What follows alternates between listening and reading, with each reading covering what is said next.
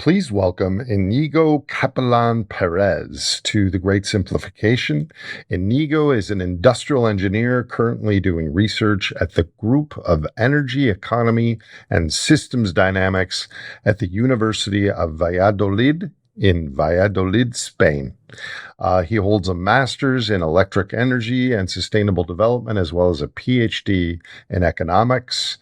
I have met with him and his team who are working on systems integration of energy, climate, renewable energy, fossil fuel depletion, and technical and social transformations towards sustainability. We talked about EROI and the importance of a wide boundary perspective on biophysical analysis.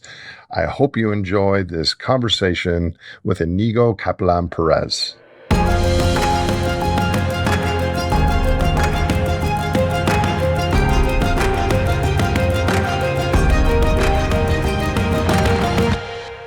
Iñigo, good to see you. Hello. Welcome to the Great Simplification podcast. The last time I saw you was in Valladolid when we had a one-day seminar on biophysical economics at your university 6 years ago or something. Yes, pre-COVID for sure. Yeah. You know, it's interesting. I don't know why this is, and it might be a small sample size, but of the really biophysically aware humans, it seems like 1 in 10 of them live in Spain. Do you have any idea why that might be? I don't know. Maybe because you are more familiar with Spanish people, maybe, and then you know one person and it's easy to know the rest of us. I don't know. It could be. So I think this is your very first podcast, and I've selected, I invited you because we met, but because EROI, energy return on investment, is what I wrote my PhD thesis on. And there's a lot of BS and ideology in today's EROI analysis. And your paper, which we're going to talk about, is probably one of the best, clearest, in my opinion, most accurate bird's eye views of the situation. So I really want you to explain a little bit about that. But before we get to that, could you introduce yourself? What is your work? What are you generally working on? And how did you arrive at this place in your life and your career? Now I am a postdoctoral researcher at the University of Valladolid in a research group called Group of Energy, Economy and System Dynamics of the university. And well, what we are basically doing, because we work really in team experience, team work, what we are doing is to try to build system dynamics models that cover all the relevant dimensions in the interface between, let's say, natural and human systems. No, so these type of models, they have a name in the literature. They are called integrated assessment models. But I can say that we are trying to do modeling which is, let's say, quite different from a standard IPCC integrated assessment model. So we are trying to address some of the limitations that this model have. One of the main objectives is to bring more biophysical realities because we think that they are not so biophysically grounded. So the conclusions they extract, they are not so reliable. Well, that's been my experience too, is the climate modelers themselves are doing the best job they can with a very complex situation, which is the global climate. But then we add energy, energy systems, money, the economy, individual and aggregate human behavior, geopolitics, and it becomes really complex, really fast. But at a first order, I think to have the climate scenarios better tethered to our energy reality is a first step. Well, I think here there are several problems, no, with the existing, let's say, more classical models, no. There are some things that maybe are scientific, other things that are maybe related with the scientific paradigm.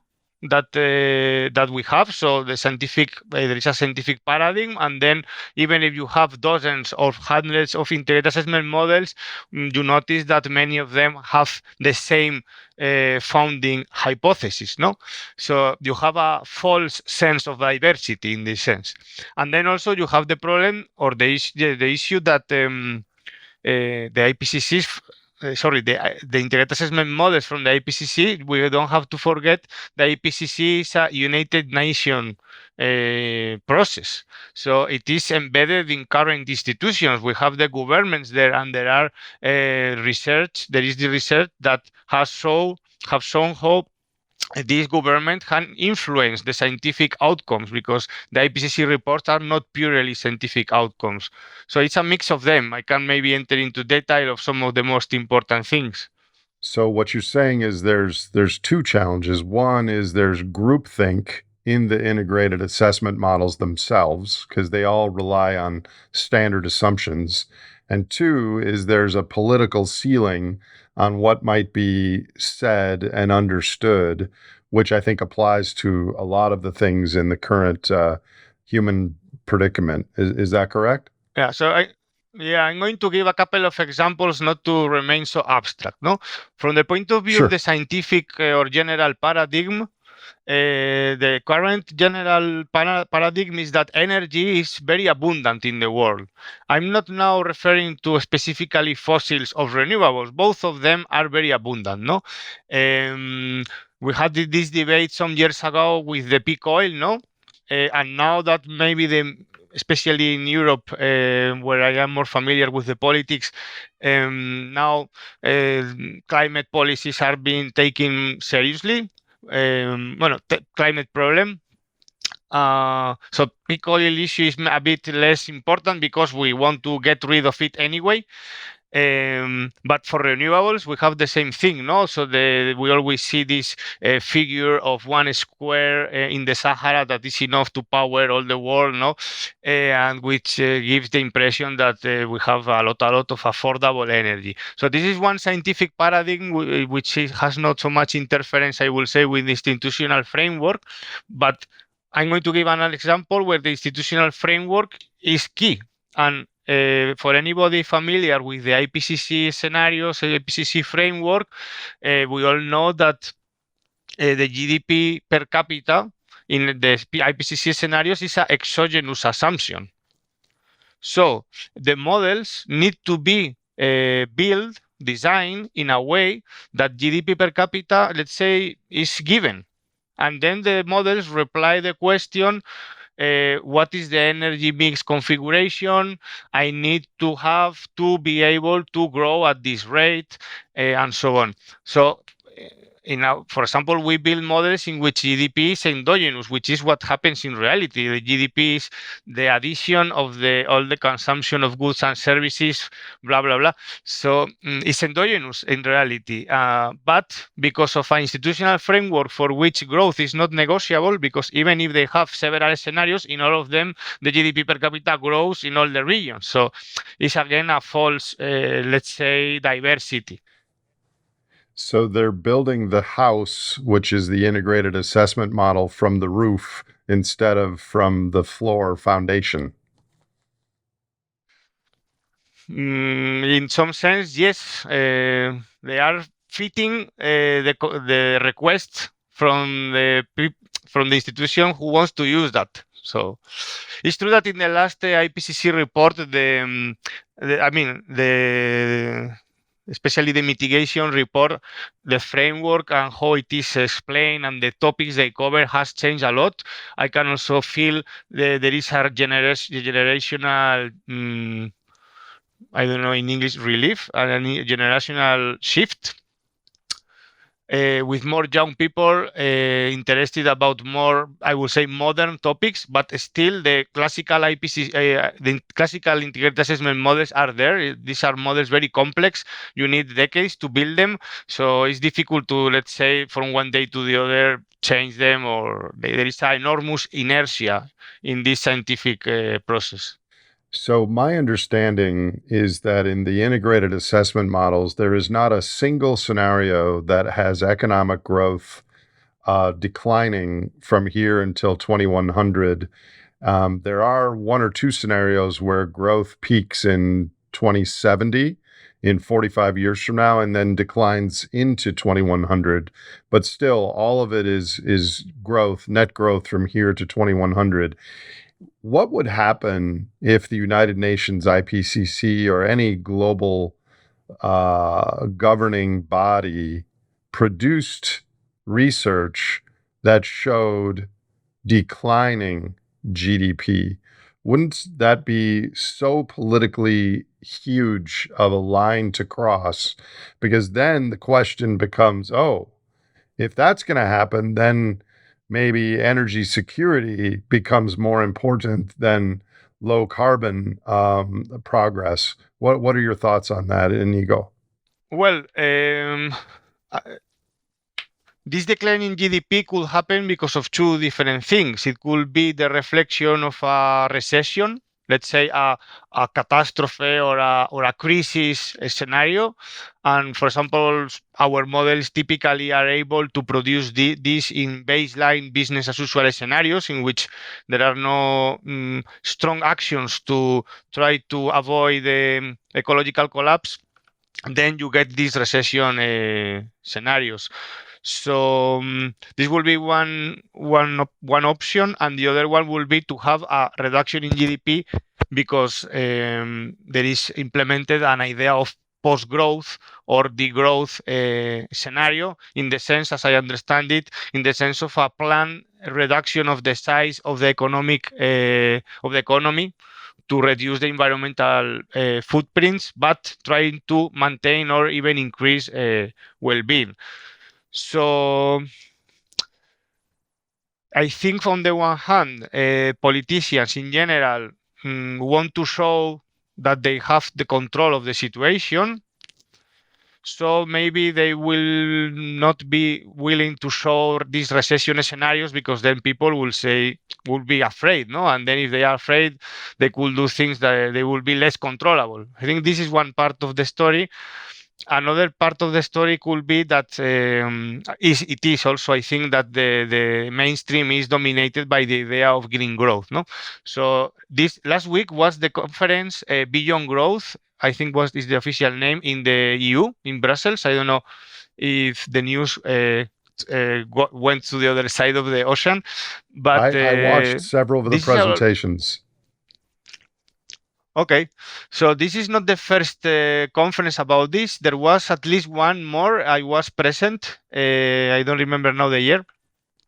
But this year it seems it's bigger. There was the president of the Commission, von der Leyen, in the opening, and it's very interesting that there were several high rank staff from the EU Commission in the Beyond Growth conference saying that we need more green growth. No, so I think this is very paradigmatic. I think also the growth, post-growth ideas are very not well known in the mainstream, and also they are very easily misrepresented, and they don't distinguish sometimes the growth and recession. So I think there is a lack of awareness of these ideas in the policy arena.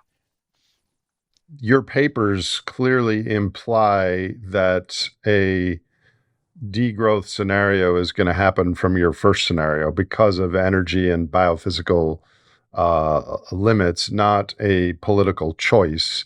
And I'd like to get to the one paper that I'm referring to, but maybe as a biophysical analyst, you could first explain, because I don't think I've actually had a guest.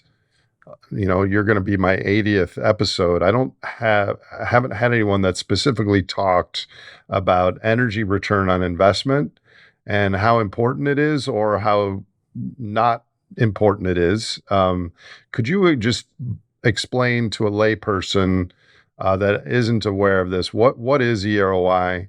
Why is it important? How has it been an important indicator for the prosperity of societies, and as it declines, what it will imply for societies? Okay, yes, I think it's a good idea because this is a concept that sometimes it looks a bit abstract for people who are not familiar with it.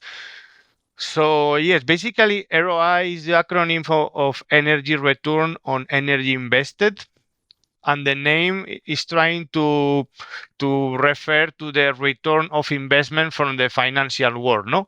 And it is basically a ratio between how much energy do you invest to have an energy system providing you energy back.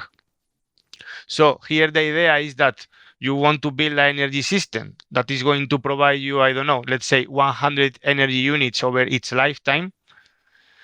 You should have, I mean, this to set up and to build and to manufacture and to run and so on, this energy system should require much less than 100 energy units, because if not, then you have a net loss. So this, which I think for one energy system is very intuitive, we can extrapolate to the full society. Because it's true that we know that not all the energies have the same quality. So if we have in the society an energy which very high quality, which a very high ROI, we can somehow help or allow that other energies with low ROI can enter into the system. I think the classical example for this is biofuels. Biofuels have an energy return on energy investment, which they are between 1, 2, 3. Of course, it depends on climate, it depends on agriculture management practices, but very, very low ROI. This is not scalable to replace, for example, oil. No, it will it will reduce a lot the ROI of the society. So the ROI is basically an indicator of efficiency also. And why is this important? Because basically the current society, there is uncertainty in the estimates because it's very difficult to calculate at societal level. But basically we need between 5 and 15 ROI standard in, let's say, industrial modern societies as in the USA or Europe. So we need to be able to get for each energy investment at least 5 or 15 units back. What happens if this ROI reduces? It's important here to have in mind that there is not a hard limit for ROI, because there was also a debate about which is the minimum ROI to sustain our society. So my understanding and our understanding in the group, together with Professor Carlos de Castro, which by the way I forgot to mention because all the ROI work we do together in the group. So it's just to mention him also. Our idea here is that I know Carlos, and but your English is much better, so I invited you. But please give him my regards. Thank you. I will. So what I was saying. Yes. So the idea is that there is not a hard threshold, because different societal configurations can work with different ROIs. No, for example, if we have a system of I don't know, private transport with no public transport at all, then we are going to spend much more energy on sustaining this network of private transport than if we have a solid public transport. So with less energy, we provide the same energy service. So there is never here a hard threshold, but of course there are thermodynamical limitations which are important. So if the ROI tends to decrease, if we want to maintain the same amount of net energy which corresponds with the consumption of goods and services, food, cooling and heating our houses, producing goods and services in the industry, blah, blah, blah, then we will need more primary energy. And more because we have more losses, no? So for the same amount of net energy, we need more primary energy. And if we need more primary energy, this needs two things. More environmental impacts, if we are talking about fossil fuels, more emissions in particular. And if we are talking about renewables, this means that we are eating a higher part of the cake of the techno-sustainable potential, which is also one of the topics that we work in our team that is very important. Because if we have a sustainable potential for a renewable of 100 units of energy, if the ROI decreases a lot, then the primary end, we are going to need a lot more of it. And If we cannot increase the primary energy, then the amount of discretionary uses for energy, the amount of goods and services that we can enjoy decreases. And this, in a growth dominated system, is recession. In a degrowth plan system, we could deal with it. Thank you. That was clear. So you said that the EROI of society, not of an individual oil or solar or geothermal technology, but for society needs to be 5 to 15. So let's just talk about the 5. So if the EROI of society was 5, that would mean that if we had 100 units of energy for society, or a million or whatever it would be, that 20% of that energy would be used by the refining, discovery, extraction, distribution of energy to the rest of society, meaning that 80% of our total energy only would be available for hospitals and air travel and shopping centers and universities. Is that right? Yes, the interpretation is correct. The only thing maybe I forgot to mention before is the issue of boundaries, because I'm talking about ROI, but ROI, we need to specify which boundary. When I mention 5 to 15, it will be ROI standard, which is the energy return on energy investment at the generation plant. So this does not include transport, for example, transport of energy, which is a very relevant part of the cake also. What does that mean? If we will take as reference the ROI point of views, then the thresholds reduce. It will not be 5, 15, but I don't want to say numbers because I don't have the calculation, but it will be much lower.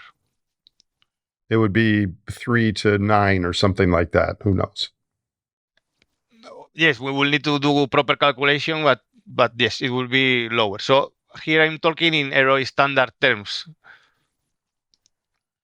Okay, so in the EROI of 5, in the standard terms, actually a greater percentage than 20% would be allocated to the energy sector if you include transport and distribution and everything. Mm-hmm.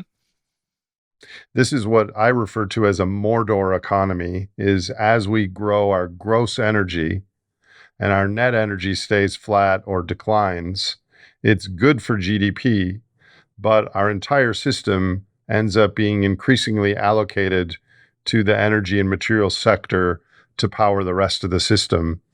And increasingly, we'll have to use some energy to mitigate environmental damage from the use of so much energy. Yes. Mm-hmm. Can be understood as a loss of efficiency.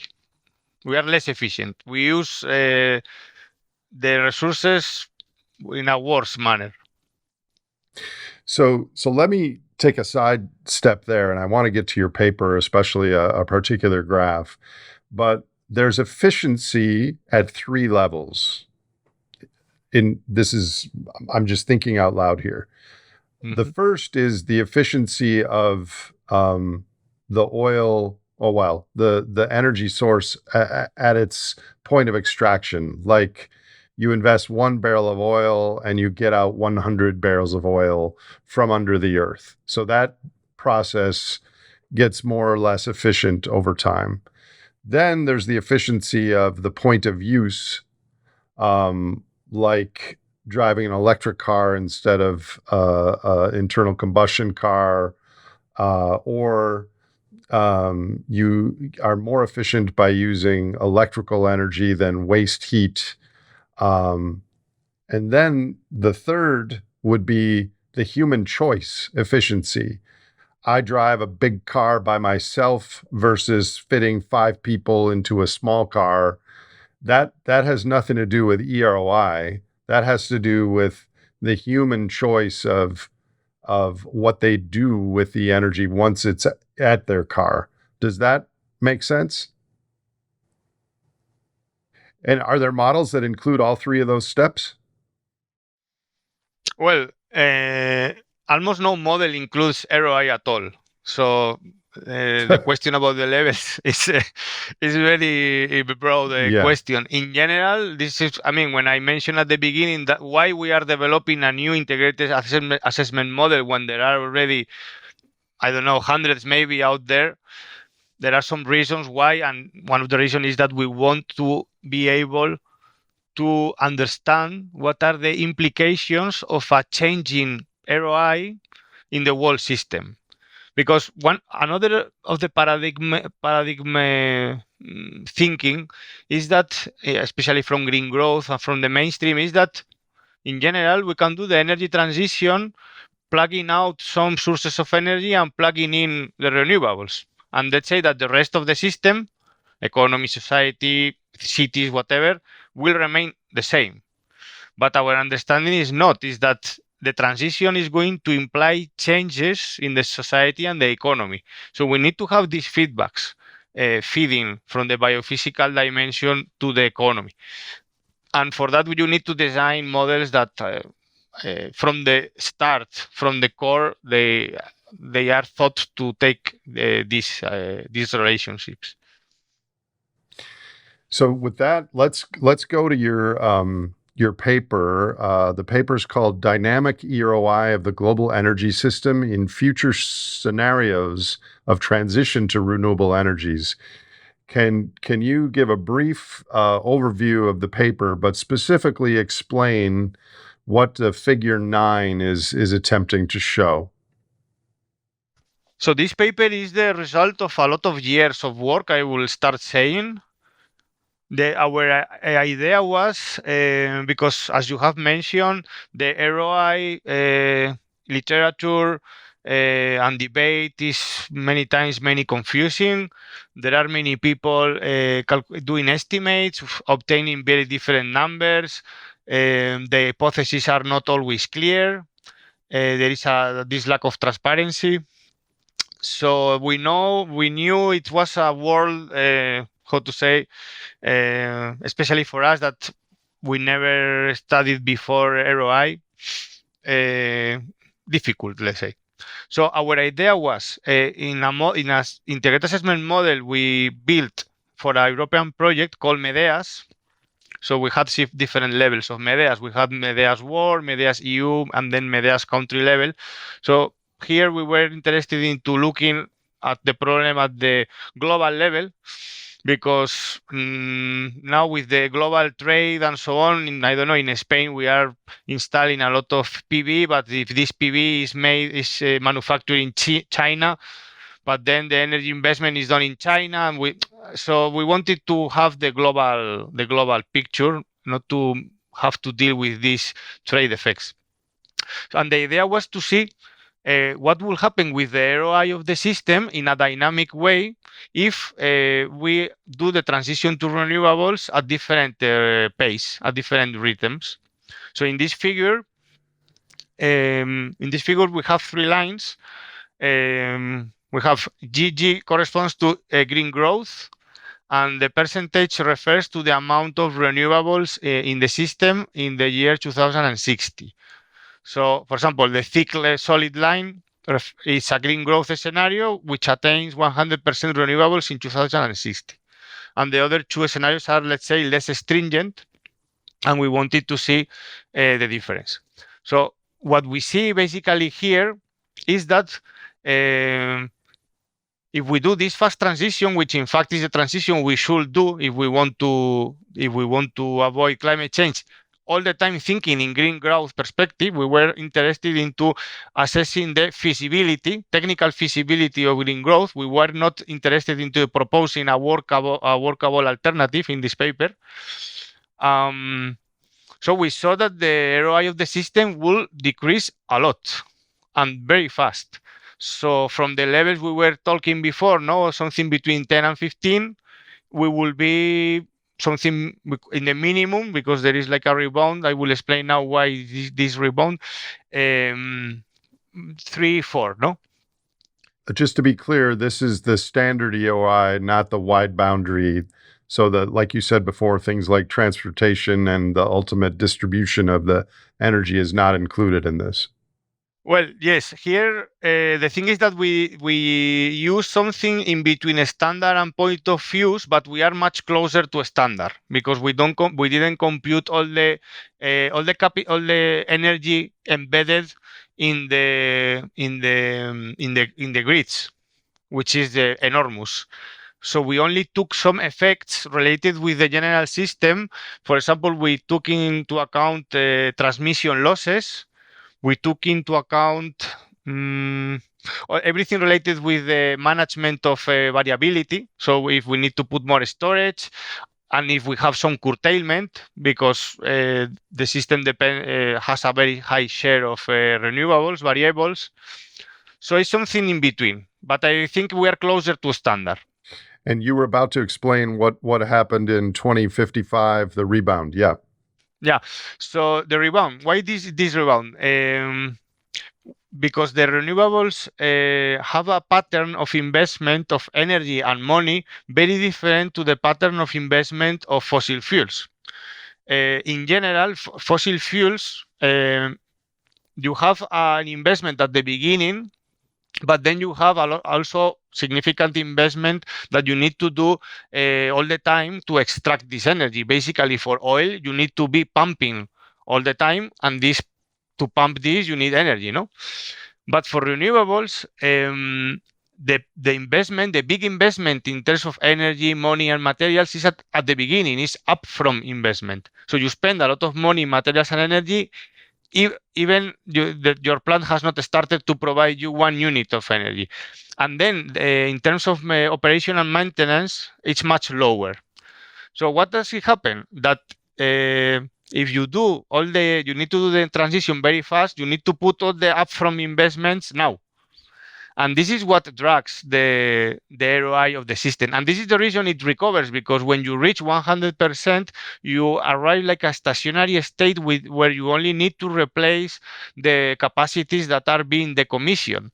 So you don't need to expand the system, but maintain. And that is the reason that after the minimum, it stabilized. I think it stabilized at around 7 or 8. I'm not sure now. In the paper we didn't show because we were focusing on the 2060, but I think we explained in the paper. So we recover. Because this paper, our paper has been criticized. Well, first ignored, I would say, and then by those who didn't ignore it, they criticized. And the main critics is, oh, you in your group you do EROI estimates that are very low, and that are bad estimates and not reliable. But the thing is that we use ROI levels that are within the range of the literature. So the problem, the thing is that they didn't got the point that we are using a standard ROIs from the literature, but we are capturing the dynamic effect, because the ROI literature is dominated by static assumptions. What does that mean? Dynamic effect. Dynamic means over time, variation over time. So if you are analyzing a problem related with the energy transition is inherently a dynamic problem, because you are increasing the share of some technologies at the expense of other technologies. So there are dynamic effects.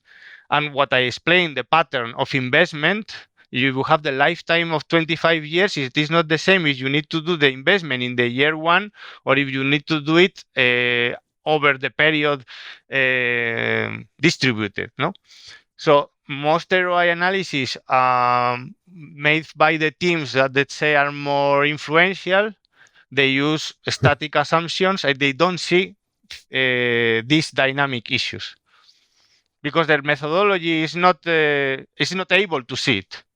So I have a lot of questions here. This may be esoteric to a lot of listeners, but I see why this is important. This is the whole story. This is building the house from the foundation. First of all, I forgot to ask you this earlier. Why should people use EROI analysis or net energy analysis or biophysical analysis instead of just looking at the market prices and using dollars? Well, this is, I mean, the question could be asked as why is biophysical economics important, no? The basic idea is that economics understood in a constrained way, just looking at dollars, is a very partial and incomplete view of economy.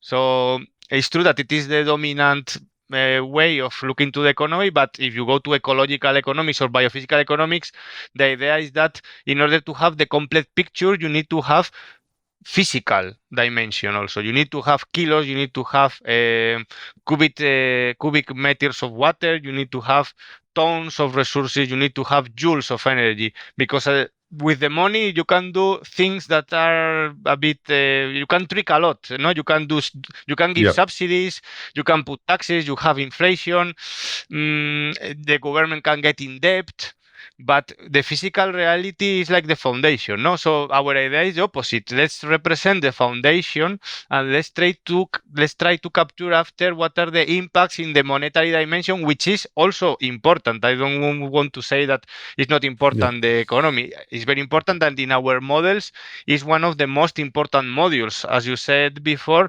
How we manage the consumption and the production is critical. It's critical, and we need also to deal with it. But it's not the only thing we have. Carlos, if he will be here, he will say that these models that only have dollars are flat Earth models, no? So He would also say that Gaia might have something to say about these models. No, yes. I'm kidding. So here's another question. I used to love EROI because it made so much sense to me as you just described. But now I think it's often used as an ideological tool to represent fossil fuels favorably or to represent renewables favorably without a lot of standardization. So one of my many pet peeves is EROI standalone for a technology is mildly useful, but what we really need is what you did in this paper, which is an EROI of the system. Because if you add a little bit of a solar panel, photovoltaic to a system, the EROI of it as a standalone is probably accurate. But as you increase it to 10% of the system, or 30%, or 50%, or 80%, the cost to the system with the backup and the transmission and the distribution and all those things reduces the EROI of the system. So, can you talk a little bit about the importance of using a system EROI of the entire, I guess it would be a grid in a region or a country or a world? I really like your question because it goes to the heart of the problem. Precisely what we wanted to avoid when we were doing this research is to avoid these never-ending debates about array of solar. Solar is intermittent. Then I need to assign backup. How much backup? Then there are so many assumptions that, as you said, you can't get what you want. So our idea is we are not interested into allocating energy cost to any technology. We are interested in to have the complete picture and know what is the energy cost of that energy mix. And if I can get a better energy mix, this combination is better. And also, we have to be aware that the energy mix is going the I don't want to say the word optimum, but the best energy mix is going to be different in each region because it's not the same the sun we have in Spain that the sun they don't have in Denmark. So.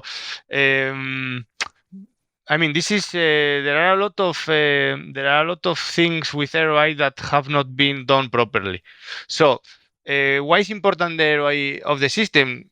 In order to have the full picture and to avoid to focus in the trees and to see the forest. No, I will say. Well, speaking of the forest, one could argue that in your solid line scenario, the green growth of 100%, you're treating energy as the limiting variable. But if we were to scale renewable energy to be 100% or anything close to that, we would then run into water and mineral and material and land and maybe forest limitations. So EROI focuses on energy as being the most important variable. And I would argue that other than the ecosystem services of Gaia, it is the most important. But there are other limiters too. So that would be an additional layer of complexity to your model, right? Yes, when I give talks about this, I generally start by the general picture and mention the planetary boundaries framework, definitions of sustainability, and then one of the elements, because we have to distinguish between renewables and sustainable renewables. No, not all the renewables are exploited in a sustainable way. So as you said, we need to have into consideration a lot of things. And then for the technical feasibility of the system, the ROI is something important, but the ROI is not the perfect indicator. Maybe it will be good to insist on this, not to give this impression. The ROI captures very interesting characteristics, but does not see many others. So yes, renewables, limits to renewables. There are different limits, also different limits depending on the technology. For solar, and wind, I would say some materials could pose a problem. For land, I think it depends a lot on the region. So we have done some research about potential land constraints for solar. And for example, what we see is that it depends a lot on the country, because let's take a couple of examples. It is not the same Australia with enormous size. I mean, a very little density, a small density of population, and a lot of irradiance than, I don't know, UK. Low irradiance, high density population, high energy consumption. So in some northern European countries, it could be a problem. But of course, they are already trying to find a solution through trade, no? But I don't know. It's a topic which is very broad, and yes, the renewables have different problems. Will have different problems. So back to your graph again. You had real data through 1995 to 2018 or so that the EROI of the system declined from 16 to 12. So can you speculate, or did you do the analysis? And I think renewables system-wide right now are around 5%, depending if you include hydro or not. But it's already declined 20% in the last 25 years. So what if you didn't have a green growth scenario and you just continued the current mix? Will that EROI also continue lower, or didn't you do that analysis? Well, the Medea's model is not ready for this. I will explain why. This data from 1995 until 2015, or no, 2010, I think, in the case of Medea's, are derived from historical data, basically from the international energy balances.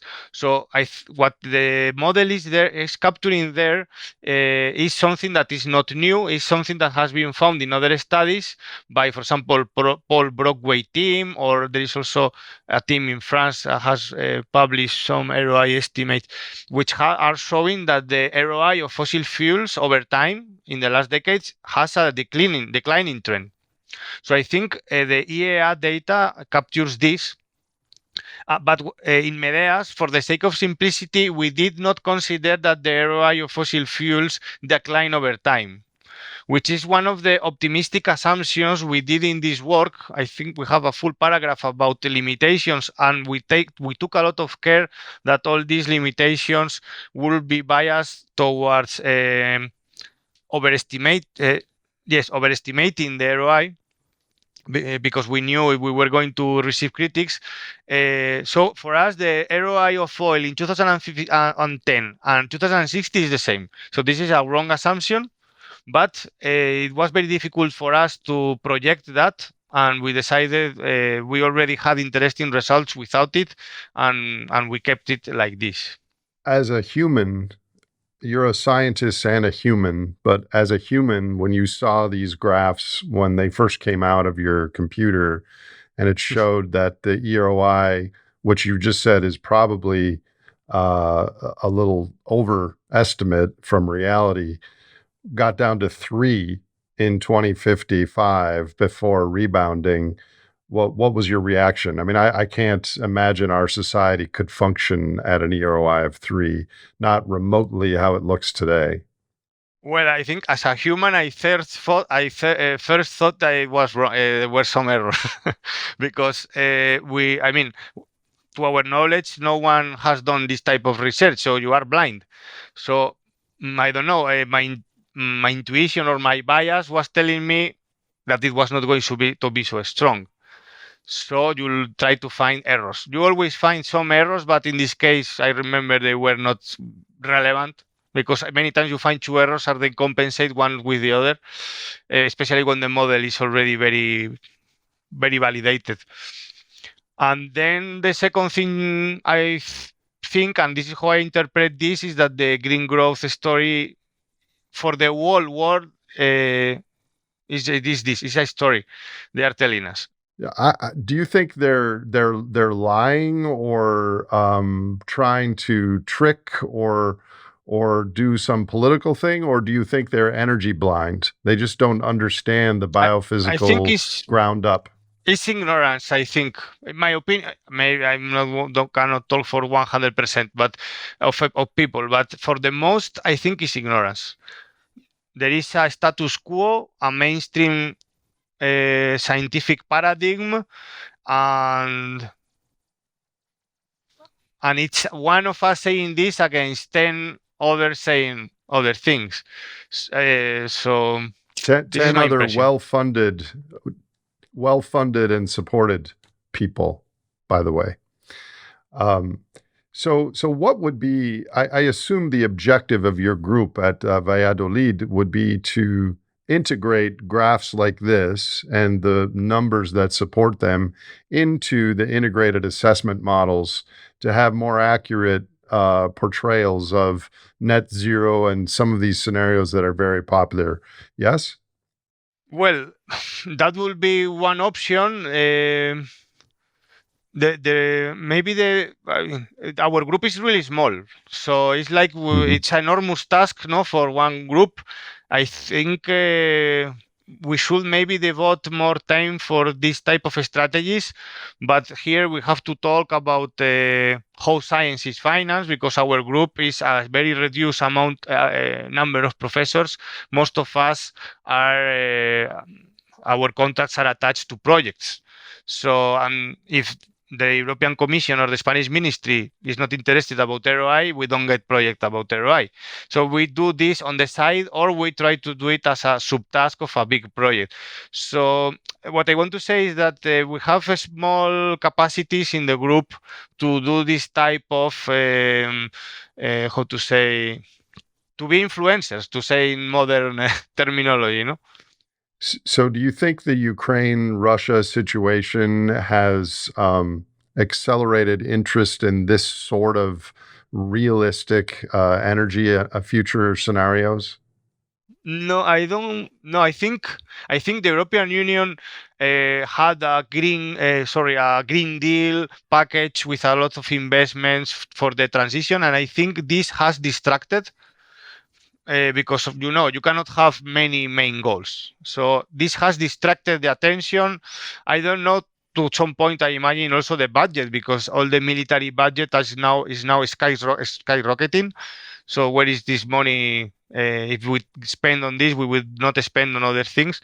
And what is maybe it has accelerated all the issue of hydrogen in Europe, because of, as you know, no, the problem with Russia is that we were problem. The situation it was that Europe was very dependent on Russian natural gas, not only natural gas, metals, nickel, also fertilizer, etc. But natural gas is a bit the most famous. So now there is this idea that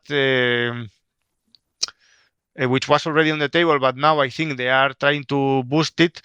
So the south of Europe and the north of Africa Morocco and so on produce with a lot of renewables, produce hydrogen that is then transferred to the north of Europe, synthetic fuels or whatever, to replace gas. So this is another research challenge, which in the research team some of us are very motivated to analyze. There is almost no EROI on hydrogen fuels and so on. It's a blind spot, and they are putting the European Union millions and millions of euros on something that, in our opinion, is quite immature. This reminds me a bit the biofuel story, no? When the issue of peak oil started to be a bit relevant, then they started to invest a lot of money in biofuels. Few people were warning, take care, doesn't make sense. And then they realized because this is one of the maybe personally I find a bit frustrating, that for me, science about environmental problem is about anticipating. So with these simulation models, you detect some issues that now are not a problem, but that could be a problem in the future. You anticipate, you foresee them, and then you tell people, take care, if you continue like this, you will face this problem. But the problem is that we say things and they don't listen, and then they only realize that it is a problem when they have already made the mistake. So it's a bit useless, no? With biofuels, it's the same. Yeah, I agree with you. My only article ever in Science was about corn ethanol, like 20 years ago. On that note, Iñigo, are you afraid of science and the scientific process as we approach tougher economic times, that the actual science about realistic scenarios about the future, politically, within the peer review and institutional funding process, will start to be different? Do you have any fears about that? I'm not so pessimistic in the sense that I don't think personally that this is totally now subjective opinion. No, we have enormous challenges. There are some people who think that we are doomed to chaos or to really bad times. I'm not so pessimistic. I think this comes also with your character, but if I can bring some rational elements. If you look to the history is full of events with situations very, very bad for people, very bad times, that they managed to overcome it. Of course, also there is plenty of situations where they did not manage to overcome and it was very bad. But this is my opinion, that the humans, if you are aware of the problem and you are motivated and you understand and you have a sense that you can achieve, we have an enormous energy to mobilize. And as we said, the ROI is determined by social decision and economic decision. Nothing is written in stone, no? So I don't know. In this sense, I'm not so pessimistic, but I'm aware that we need a radical change. In this sense, in terms of energy, another strand of research which I have is related with energy communities, energy cooperatives. And this type of projects, even if they are small, for the moment they don't have in most countries an impact in the macro view. These projects give hope. They are examples of what can be done, and I think they are very, very like seeds of change. What does that mean, energy communities? Okay, I think it's maybe more a EU term in the legislation, but basically it's the idea that historically the energy has been supplied and managed by very large companies. Private companies or state companies is the same. It's something outside of the control of the citizen, no? So all this also they call energy democracy or energy cooperatives, energy communities, is the idea that lay people, you can make an association for, I don't know, for getting your food locally and sustainable. You can also make an association to install some PV panels somewhere and then share this energy, no? So this is the idea. So decentralization, you're talking about kind of. Decentralization, but also decentralization in the ownership and the management of the resource. Because if you can have decentralization from a technical point of view, if all the panels are owned or everything is controlled by big, large corporations, no? Yeah. Excellent. Well, this has been a helpful glimpse into a biophysically plausible green growth scenario. If you don't mind, I would like to ask you some personal questions since I've known you for 6 or 7 years. You have thought about EROI, biophysical economics, peak oil, climate change, these things as an individual and as a career choice. Do you have any personal advice to people watching or listening to this at this time of global meta crisis? It's difficult because this is so far from our daily life, especially in Europe I know and let's you're a say rich scientist. countries. So it's totally disconnected, no?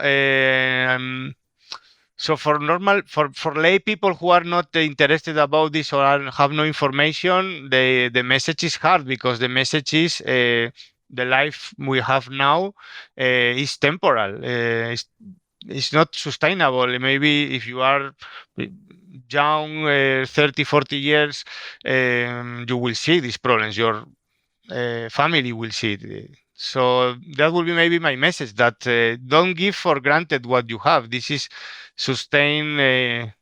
We say in Spanish, is a giant of with mud feet. I don't know if English you have such a ¿Cómo se dice en expression, español? no? Un gigante de pies de barro, a giant Okay. with mud feet. So it looks Mud feet. enormous, but it's Okay. very unstable. Yeah, well, I agree with you. So you teach at a university, you're a postdoc. What recommendations do you give to 18, 19, 20-year-old humans at Valladolid University or any young people listening to this program? I will say that everybody should, when we make plans for the future, big things, for example, buying a house or I don't know, these type of things, you need to carefully think if this is really going to be a good option in this context, no? So to try to be more resilient. Also, I think there are two things here. There is the structural change and there is the personal change. I think I'm not naive to think that if everybody change our behavior, then the world will be perfect. This is totally naive, but it's true that this is one of the pillars of the transition. So I think we have a process, especially in rich countries, where we are surrounded by this superabundance and overconsumption and so on, that we need to learn to live ourselves with less. We have, I insist, structural constant, but as a way to be good with ourselves, I would say. So if in the future there is some bad situation, we already understand what happens and know and be used to that. What do you care most about in the world, Iñigo? I think values of I think freedom and autonomy. So if people are really free and autonomous in the way that they are not manipulated, I think that can save us from many things. And of all the issues in the world, could be biophysical analysis or anything else, what issue are you personally most concerned about in the coming 10 years or so? I think my main worry is that all these problems will be too much and it will be a big mess. And in contrast to that, what gives you optimism? What things have you witnessed or small examples give you optimism and some inspiration for a better future than the default? Examples that are happening now, I would like to highlight this group of people who gather together in small cooperatives for providing themselves not only with energy but biofood, finance, even we have now in the city a cooperative for transport with electric cars which are shared. I think this gathering, doing projects in common is very good. And then in the history, for example, I really always recommend the book from Jared Diamond, Collapse, which is a classic, no, now, which gives these examples of societies which fail and societies which survive, no? So I think there is a list of historical cases. There is the case of Iceland, there is the case of Japan, um, which manage to survive. It's true that in some cases with authoritarian rule, this is maybe not optimal, but there are situations. If you could wave a magic wand with no personal recourse to you or your reputation, what is one thing you might do to improve human and planetary futures? Well, I think I will maybe repeat, but I think for me it's very important. This idea that everybody, we try to be or we are non-manipulated, that we transparently see when someone is cheating on us, someone or the system. That will be magic, no? Like a red light in your brain when someone is trying or a situation is not true and they're manipulating you. That will be like a semaphore, very useful. Full behavioral transparency. Excellent. This has been great, Iñigo. As usual, when I have my first guest, the first time on the program, I'll ask you, if you were to come back in 6 months or 9 months, what is one topic that maybe we didn't cover today that you are very passionate about, interested in, that is relevant to our future, that maybe you could come back and do a deep dive on that topic? I will say that the two things for me are very key. One thing will be all this net energy assessment of the hydrogen, and the other thing will be what are the sustainable potentials of renewables, or to try to understand a bit more the situation. Do you think that a group of researchers, either at Valladolid or 10 other universities, if they very convincingly came up with research and analysis showing that the net energy of hydrogen system-wide was a bad path to go on, do you think that politicians and decision makers would actually heed that advice, or is the momentum too strong to change that? The problem, I think, are delays because we have not even started. So that means that we will get results not before 2 years. In 2 years, the amount of investments done is going to be enormous, and these are going to be, for me, like stranded assets. And this is what happened with biofuels. Now we are consuming in Europe biofuels because we built some refineries 20 years ago, and these refineries have a lifetime of I'm not sure how many years, but we need to use them until the end. So maybe there is a risk that again we arrive late, and then they cannot undo what they did. Also, not to acknowledge that they did an error. Because, for example, I about think hydrogen, I can give an anecdote. A couple of weeks ago, I was in a debate about hydrogen with some people who are working with hydrogen. And well, they call me a bit to be the opposing side of these people who are working with hydrogen and think that it can be applied in many things, and let's say the most typical view. So the debate was very good. I think it was constructive, and we were listening to each other, and I think it was very respectful and so on. But at the end, how the debate finished, there was an intervention from one person from the research center who said, anyway, the European Union is putting a lot of money in hydrogen, so there's going to be a lot of job and money there. So when the debate finishes like this, then I can go out because we have different priorities, and we have different ways of taking decision. Well, I wish you luck in your work on that. I do think more broadly, we need massively more education on how important energy is to our lives, how our fossil energy is depleting. It won't be here forever. And the importance of energy quality and energy properties, that not all joules are created equal. We can't just create these hydrogen cars and scale renewables and continue to power a 19 terawatt society. We are energy blind. And thank you and your team at Valladolid University, at least trying to build the analysis from the ground up. I'm a big fan of your work, Iñigo. Thank you very much, Nate, for your words. And we welcome everybody interested in this type of research in our group. We will be very great to host anybody for short time or long time. To be continued. Saludos, amigo. It was a pleasure to be in the podcast. It was very, very fine. So thank you again and see you soon. If you enjoyed or learned from this episode of The Great Simplification, please subscribe to us on your favorite podcast platform and visit thegreatsimplification.com for more information on future releases.